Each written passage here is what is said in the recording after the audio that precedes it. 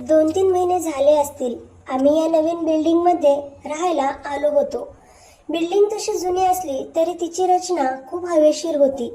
4 मजली इमारतीत 4थ्या मजल्यावर आमचं नवीन भाड्याचं घर होतं.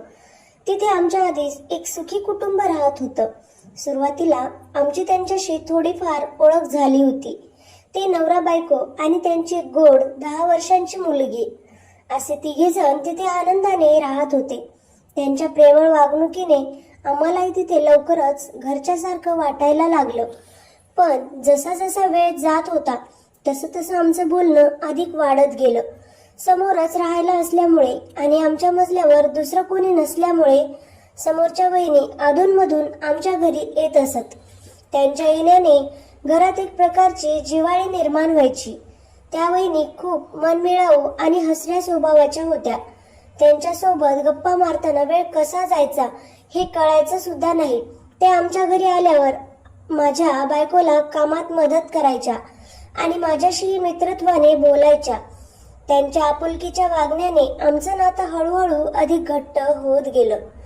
त्यांचा नवरा कामासाठी बहुतेक वेळा बाहेरगावी असायचा आणि त्यांची मुलगी शाळेत गेलेली असायची. त्यामुळे बहिणींना घरी थोडं एकटं वाटायचं. आमच्या घरी आल्यावर त्यांना थोडा वेळ घालवायला मिळायचा आणि आम्हालाही त्यांच्या सहवासाचा आनंद मिळायचा. हळूहळू आमच्यात एक प्रकारची मैत्री आणि विश्वासाचं नातं तयार झालं होतं. हळूहळू आमची चांगली जवळीक वाढली आणि वहिनी आता मन मोकळेपणाने आम्हालाही बोलत होती. त्यांच्या मनात कोणताही संकोच राहिला नव्हता आणि त्या त्यांच्या वैयक्तिक गोष्टी सुद्धा आमच्यासोबत शेअर करत होत्या. आम्हालाही त्यांच्यासोबत बोलताना खूप आनंद येत होता. आम्ही पण एकदम मनसोक्त गप्पा गोष्टी त्यांच्याशी करत होतो. त्यांच्या हसऱ्या स्वभावामुळे वातावरण नेहमी आनंदी आणि हलकं फुलकं राहायचं. त्यांच्या नवऱ्याशी पण आमचं छान जमत होतं. ते जेव्हा घरी असायचे तेव्हा पण बहुतेक वेळा ते कामाच्या निमित्ताने घराबाहेर राहत होते आणि वहिनी तिचे घरातील सगळी कामे आवरून आमच्या घरी साधारण 11:30 ते 12च्या दरम्यान येत होती आणि माझ्या बायकोशी मनसोक्त गप्पा मारत बसत होती. दोघांची चांगली मैत्री झाली होती आणि त्यांना एकमेकांच्या सहवासात खूप बरं वाटायचं. सकाळी तिच्या मुलीला डब्बा बनवून शाळेत पाठवलं आणि नवरा कंपनीत गेला की ती पूर्ण दिवस आमच्या घरीच राहत असत. तिची मुलगी पण शाळेतून आली की ती पण आमच्याच घरी खेळायला आणि गप्पा मारायला येत असे. ते दोघेही संध्याकाळीच त्यांच्या घरी जात होते. आम्ही एकमेकांना आता जास्त जवळून ओळखायला लागलो होतो. आमचे सुखदुःख एकमेकांशी व्यक्त करत होतो आणि एका कुटुंबासारखं मस्त मजेत राहत होतो. आमच्यात एक अनोखं आणि घट्ट नातं तयार झालं होतं ज्यात प्रेम, आपुलकी आणि विश्वासाचा ओलावा होता. मी ऑनलाईन क्लास घेत होतो त्यामुळे नेहमी घरीच असायचो, कधी तर बाहेर जात असे. आम्ही इतके एकमेकांत गुंतलो होतो की कधी आम्ही बाहेर हॉटेलला जेवण करायला जाणार असलो तर त्यांना सोबत घेतल्याशिवाय जेवण करायला जात नव्हतो. त्यांच्याशिवाय आम्हाला अधुरं वाटायचं आणि ते पण जेवण करायला बाहेर जाणार असतील तर आम्हाला सोबत घेऊन जात असत. आमच्यात कुटुंबासारखी ओढ निर्माण झाली होती. एकमेकांच्या सहवासाशिवाय आम्हाला चैन पडत नसे. परंतु बऱ्याच वेळा वहिनीचा नवरा कामामुळे आमच्यासोबत जेवण करायला किंवा बाहेर फिरायला येत नसे. त्यामुळे वहिनी त्यांच्यावर नाराज असायची आणि मला म्हणायची, तुमची बायको खूप नशीबवान आहे कारण तिला तुमच्यासारखा नवरा मिळाला आहे. तिचं ते बोलणं मला खूप आवडत होतं. तिच्या त्या शब्दांत एक प्रकारची प्रशंसा आणि अपेक्षा दडलेली असायची. असेच एक दिवस आम्ही पाणीपुरी खायला जायचं ठरवलं आणि वहिनी पण आनंदाने तयार झाली. आम्ही संध्याकाळी तयार होऊन त्यांच्या येण्याची वाट बघत बसलो होतो. वातावरणात एक प्रकारचा उत्साह आणि आनंद होता. वहिनी तयार होऊन आल्यावर त्या खूप आनंदी दिसत होत्या. त्यांच्या चेहऱ्यावर एक वेगळीच चमक होती. आम्ही सगळे मिळून पाणीपुरी खायला गेलो आणि खूप धमाल आली. त्या दिवशी वहिनी खूप मनमोकळ्या गप्पा मारत होत्या आणि त्यांच्या चेहऱ्यावरचं हास्य बघून मला खूप बरं वाटत होतं. त्या क्षणी आम्ही सगळे दुःख विसरून फक्त आनंदात जगत होतो. 2-3 दिवसांनी माझ्या बायकोचा वाढदिवस होता, म्हणून आम्ही सगळेजण बाहेर जेवण करायला जायचे ठरवले आणि वहिनीचा नवरा पण आमच्या सोबत येणार होता. त्यामुळे वहिनी खूप आनंदी दिसत होती आणि त्यांच्या चेहऱ्यावर एक प्रकारची उत्सुकता जाणवत होती. आम्हालाही त्यांना सोबत घेऊन जायला खूप बरं वाटणार होतं. पण अचानक त्यांच्या नवऱ्याचा कॉल आला आणि त्याने सांगितलं की त्याला काय महत्त्वाचं काम आलं आहे, त्यामुळे त्याला घरी यायला उशीर होणार आहे. म्हणून त्यांनी आम्हाला बाहेर जाऊन येण्यास सांगितलं. त्याचा कॉल आल्यावर वहिनीच्या चेहऱ्यावरची आनंदाची चमक एकदम ओसरली आणि तिथे एक उदासीनता जाणवू लागली. त्यांचं न येणं तिला खूप वाईट वाटलं होतं, हे तिच्या चेहऱ्यावरून स्पष्ट दिसत होतं. मी तिला तिच्या चेहऱ्याकडे बघून काळजीने विचारलं, काही अडचण आहे का बहिणी? तर ती हलक्या आवाजात मला म्हणाली, आमचे हे येणार नाहीत. तिच्या त्या दुःखी बोलण्याने मलाही थोडं वाईट वाटलं. मी तिला समजावण्याचा प्रयत्न करत म्हणालो, बरं वहिनी, मग आपण उद्या जाऊयात का? उद्या ते पण फ्री असतील? तर ती हळू आवाजात म्हणाली, नाही, आज वाढदिवस आहे आणि तुमचा जेवणाचा प्लॅन पण आहे, तर आपण आजच जाऊया. मी म्हणालो, ठीक आहे. असं म्हणून तिने स्वतःला सावरण्याचा प्रयत्न केला आणि आम्ही बाहेर जाण्यासाठी निघालो. त्या उदासीन वातावरणात पण बाहेरच्या मस्त थंड वाऱ्याने आम्हाला थोडा आधार दिला आणि माझी मुलगी पाणीपुरी खायची म्हणत होती, म्हणून मी म्हणालो, आपण अगोदर एक पाणीपुरी खाऊ आणि नंतर हॉटेलला जाऊ. पाणीपुरी खाऊन झाल्यावर आम्ही जेवण करायला एका चांगल्या हॉटेलमध्ये गेलो आणि टेबलवर जाऊन बसलो. पण वहिनीच्या चेहऱ्यावरची उदासी अजूनही पूर्णपणे गेलेली नव्हती, हे मला जाणवत होतं. आम्ही केक आणला आणि कापला व सर्वांनी वाढदिवस साजरा केला आणि केक पण खाल्ला. नंतर आम्ही हॉटेलमध्ये टेबलवर बसलो होतो आणि वातावरणात एक प्रकारची शांतता होती. तेवढ्यात माझ्या बायकोला फोन आला आणि ती बाजूला जाऊन मोठ्याने हसून बोलत होती. आमची मुलगी पण बाजूला खेळण्यात गुंग झाली होती. अचानक वहिनी माझ्याकडे बघून हळू आवाजात म्हणाली, तुम्ही खूप समजूतदार आहात. तुमचा स्वभाव मला खूप आवडतो. तिच्या त्या अनपेक्षित बोलण्याने मी क्षणभर गोंधळलो. मला काय उत्तर द्यावं हे सुचेनासं झालं. तरीही मी थोडी हिंमत करून तिला म्हणालो, वहिनी, तुम्ही पण खूप सुंदर आहात. माझ्या त्या प्रशंसेने ती लाजून खाली बघू लागली आणि हळू आवाजात म्हणाली, पण माझ्या या सुंदरतेचा काय उपयोग? तिच्या त्या दुःखभऱ्या बोलण्याने मला वाईट वाटलं. मी तिला काळजीने विचारलं, का बरं, असं का म्हणत आहात? तर ती नाराज होत मला म्हणाली, हो, खरंच बोलत आहे हो मी तिला आग्रह करत म्हणालो, हो, पण काय कारण आहे सांगा ना. मला तिचं दुःख जाणून घ्यायचं होतं. माझा आग्रह बघून ती हळू आवाजात आणि दुःखभऱ्या स्वरात म्हणाली, माझ्या या सुंदर रूपाला बघणारा माझ्याजवळ कधी येत नाही. सगळ्यांना फक्त माझं सौंदर्य दिसतं, पण माझ्या मनातलं दुःख आणि एकटेपणा कोणाला दिसत नाही. तिच्या त्या हृदयद्रावक शब्दांनी माझं मन खिन्न झालं.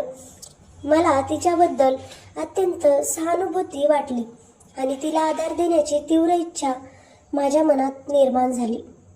तिच्या त्या दुःखभऱ्या बोलण्यावर मी अधीर झालो आणि हिंमत करून म्हणालो, तर काय करू या सुंदरतेचं? मी आहे ना. माझ्या त्या अनपेक्षित बोलण्यावर ती क्षणभर गोंधळली आणि मला प्रश्नार्थक नजरेने बघत म्हणाली, काय म्हणालात? तिचा तो प्रश्न ऐकून मी घाबरलो आणि अडकळत सॉरी म्हणायला लागलो. मला माझ्या बोलण्याचा पश्चाताप झाला आणि मी तिला दुःख पोहोचवलं या विचाराने माझं मन अस्वस्थ झालं. माझी अस्वस्थता बघून ती थोडी हसली आणि म्हणाली, मजाक करत आहे. तिच्या त्या हलक्या फुलक्या बोलण्याने माझ्या जीवात जीव आला आणि मी थोडा शांत झालो. मग मी तिला पुन्हा विश्वासाने म्हणालो, खरंच तुम्ही खूप सुंदर आहात. मला तुम्ही खूप आवडता. माझं ते प्रेमळ कबूल ऐकून ती उत्सुकतेने म्हणाली, खरंच का? मी तिला आग्रहपूर्वक म्हणालो, हो, माझी शपथ. तेवढ्यात माझी बायको आली आणि आम्ही मग एकमेकांकडे चोरून बघत जेवण केलं आणि घरी गेलो. माझ्या मनात मात्र वहिनीचे विचार घोळत होते. घरी गेल्यावर बायको म्हणाली, मला उद्या माहेरी अचानक जावे लागणार आहे. मी तिला काळजीने विचारलं, काय झालं? त्यावर ती म्हणाली, आईची तब्येत ठीक नाहीये. मी तिला म्हणालो, ठीक आहे, तू जाऊन ये. ती माहेरी गेल्यावर समजलं की 3-4 दिवस येणार नाहीये. दुसऱ्या दिवशी सकाळी मला उठूच वाटत नव्हतं. माझं डोकं खूप दुखू लागलं होतं. मी कसा बसा उठलो, दूध घेतलं आणि तसाच बेडरूम मध्ये जाऊन झोपलो. दार अर्धवट उघडं ठेवलं होतं. माझं मन बहिणीच्या विचारात घडून गेलं होतं. जवळपास 11:30च्या सुमारास समोरच्या बहिणींनी धडधड करत दार ढकललं आणि तडक माझ्या बायकोचं नाव घेत आत आल्या. त्यांच्या घाईगर्दीने माझी अधुरी झोप मोडली आणि मी आतूनच खिन्न आवाजात म्हणालो, ती घरात नाहीये. माझा आवाज खोल आणि आजारी वाटत असल्यामुळे बहुतेक त्यांना लगेच जाणवलं असावं, कारण वहिनी माझ्या आवाजाच्या दिशेने बेडरूमकडे येत काळजीने विचारू लागल्या, अहो, आजारी आहात का? त्या थेट आत आल्या आणि मला बेडवर झोपलेलं बघून काळजीच्या स्वरात म्हणाल्या, अगं बाई, काही दुखतंय का? त्यांच्या आपुलकीच्या प्रश्नाने मला थोडा आधार मिळाला आणि मी हळू आवाजात हो म्हटलं. त्यांनी लगेच उत्सुकतेने विचारलं, काय दुखतंय? मी निस्तेजपणे म्हणालो, डोकं दुखतंय. त्या काळजीने म्हणाल्या, काही लावलं की नाही? औषध वगैरे घेतलं का? मी निराशपणे उत्तर दिलं, घरात औषधाची बाटली सापडली नाही. त्यावर त्या हळू आवाजात म्हणाल्या, मला म्हणायचे, मी दिली असती. त्यांच्या त्या प्रेमळ बोलण्याने माझं मन भरून आलं आणि मी फक्त गप्प बसलो. मला त्यांच्या आपुलकीची आणि काळजीची जाणीव झाली आणि क्षणभर माझ्या डोळ्यात हलकेच पाणी तरळले. माझ्या शांततेला पाहून त्या माझ्या जवळ बसल्या आणि माझ्या कपाळावर हळुवारपणे हात फिरवू लागल्या. त्यांच्या त्या स्पर्शाने मला खूप बरं वाटलं. त्यांच्या डोळ्यात माझ्याबद्दलची काळजी स्पष्ट दिसत होती आणि त्या क्षणी मला माझ्या बायकोची आठवण झाली. मी त्यांच्याकडे कृतज्ञतेने पाहिलं आणि माझ्या मनात त्यांच्याबद्दलचा आदर आणखी वाढला. तशा त्या लगेच आपल्या घरी गेल्या. त्यांची एक मुलगी शाळेत गेली होती आणि पती सकाळी ऑफिसला. त्यामुळे 4थ्या मजल्यावर आम्ही दोघेच होतो. खरं तर त्यांच्या तत्काळ मदतीच्या वृत्तीने माझं मन कृतज्ञतेने भरून आलं. बहिणींनी एका हातात ताटात गरमागरम पोळी भाजी आणि दुसऱ्या हातात विक्स व दुसरा एक मलम आणला. माझ्याजवळ येऊन काळजीच्या स्वरात म्हणाल्या, थोडे खाऊन घ्या बरे. आणि त्यांनी मला बळजबरीने 2 पोळ्या खायला भाग पाडले. त्यांच्या त्या आग्रहापुढे माझं काही चाललंच नाही. पोटात अन्न गेल्यावर मला थोडं बरं वाटलं. त्यांनी मला हळुवारपणे झोपायला लावलं आणि प्रेमळपणे म्हणाल्या, मी लावू का तुमच्या डोक्याला विक्स? मी त्यांना नको कशाला म्हणालो, पण त्यांनी असे काय करता, झोपावरे नीट म्हणत मला थेट आदेशच दिला. त्यांच्या त्या अधिकारयुक्त प्रेमळपणापुढे मी एका गुलामासारखा झोपलो. मी झोपल्यावर त्या माझ्याजवळ बसल्या आणि माझ्या डोक्याला हळूहळू विक्स लावू लागल्या. त्यांच्या नाजूक बोटांचा स्पर्श माझ्या डोक्याला शांतता देत होता. मला तर काय होते हे समजतच नव्हतं. वहिनी खरंच खूप सुंदर होत्या आणि त्यांच्या या काळजी घेण्याच्या अंदाजाने मी तर पुरता घायाळ झालो होतो. माझ्या मनात त्यांच्याबद्दल एक अनोखी भावना निर्माण झाली. त्या माझ्या डोक्याला विक्स लावत होत्या आणि मी त्यांच्या जवळच असल्याने एक प्रकारची ऊब अनुभवत होतो. त्यांच्या डोळ्यात माझ्याबद्दलची भावना स्पष्ट दिसत होती आणि त्या क्षणी मला त्यांच्याबद्दल अत्यंत आदर आणि प्रेम वाटलं. माझं आजारपण कुठेतरी हरवून गेलं आणि त्यांच्या सहवासात मला एक अनोखा आनंद मिळाला. त्यांनी माझ्या नजरेला नजर भिडवली आणि माझ्या मनात बदललेले विचार त्यांनी नक्कीच ओळखले. त्यांच्या डोळ्यात एक प्रकारची चमक दिसत होती, जी माझ्या मनात अनोखी खळबळ निर्माण करत होती. आज बहुतेक माझ्या एकटेपणाचा फायदा घ्यायचाच असं त्यांनी ठरवलं होतं की काय, कोण जाणे. त्यांनी माझं डोकं दाबता दाबता माझ्या बायकोबद्दल विचारपूस करायला सुरुवात केली. ती 2-3 दिवस येणार नाही हे कळल्यावर त्यांनी माझ्यावर पहिलं जाळं टाकलं. डोकं दाबता दाबता त्यांनी नकळतपणे माझ्या गालावरून बोट फिरवलं. त्यांच्या त्या हलक्या स्पर्शाने माझ्यात एक प्रकारची उत्तेजना वाढली आणि मी डोळे बंद करून घेतले. त्यांना मिळायचा तो इशारा मिळाला. त्यांनी मला उत्सुकतेने विचारलं, फक्त डोकंच दुखतंय की अजून काही दुखतंय? आता मला स्वतःला आवरणं अशक्य झालं होतं. मी धडपडत उठून बसलो आणि त्यांना मिठी मारली. त्यांनी थोडा वेळ विरोध करत म्हटलं, अहो, हे काय करता आहात, असं काय करता आहात, हे बरोबर नाही, कुणी येईल ना.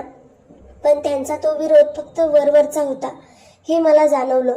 तोपर्यंत मी माझे ओठ त्यांच्या ओठावर ठेवले आणि त्यांना ओठांवर ओठ ठेवून किस करत होतो.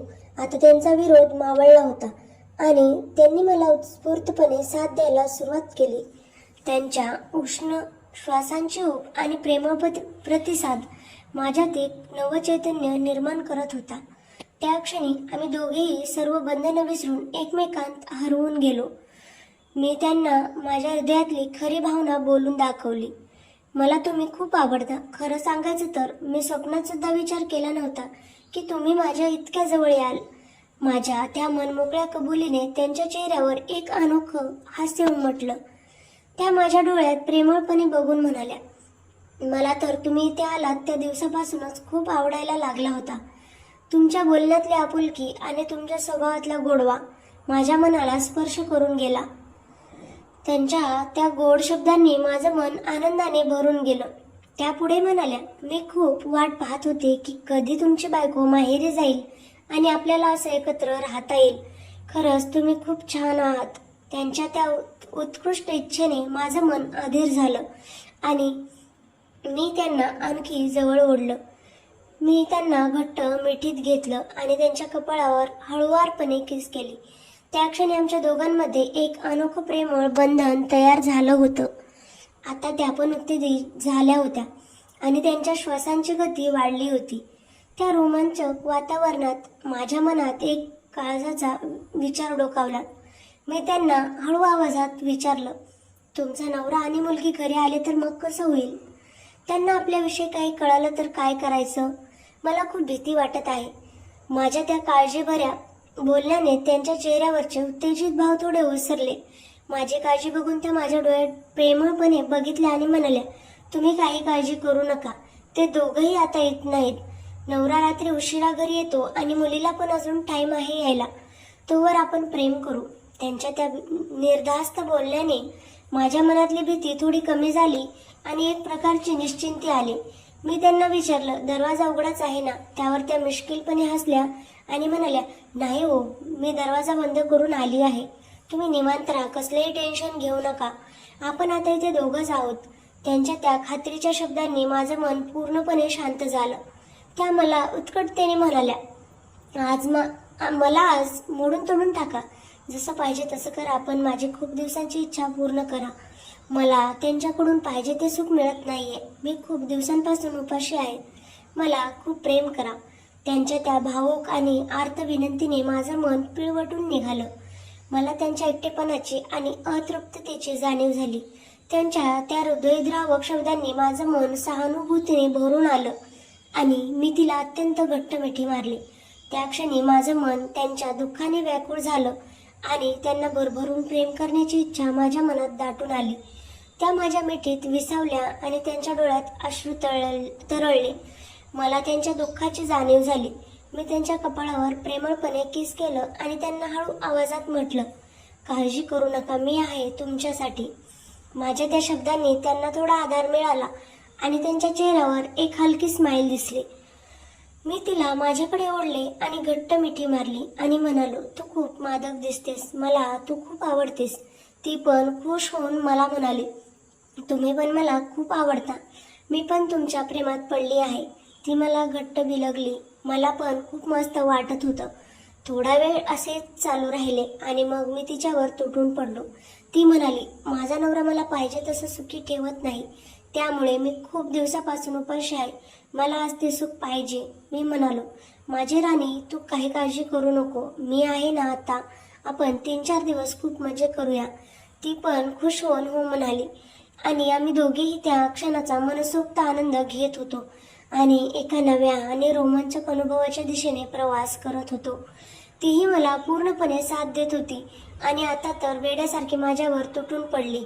अखेर एका अंतिम टोकावर येऊन पोहोचलो. तिच्या डोळ्यात एक वेगळीच चमक दिसत होती आणि तिच्या चेहऱ्यावर तृप्तीचे भाव स्पष्टपणे जाणवत होते. ती प्रत्येक क्षणाचा मनसोक्त आनंद घेत होती आणि तिच्या मनातली इच्छा पूर्ण होत होती. आणि मग तो क्षण आला जेव्हा आम्ही दोघेही एका अनोख्या शांततेत विलीन झालो. बघता बघता आम्ही दोघेही एका दीर्घ श्वासानंतर शांत झालो आणि ती माझ्या मिठीत शिरून शांत झोपली. पुन्हा आम्ही सायंकाळीच उठलो. बहिणीने मस्त चहा बनवला आणि आम्ही दोघांनी बसून गप्पा मारत चहाचा आस्वाद घेतला आणि आम्ही 2-3 दिवस खूप प्रेम केले आणि मज्जा करत होतो. तर मित्रांनो, कथा आवडली असेल तर कमेंट करून सांगा. व्हिडिओला लाईक करा, चॅनलला सबस्क्राईब करायला विसरू नका. चला तर मग पुन्हा भेटूया.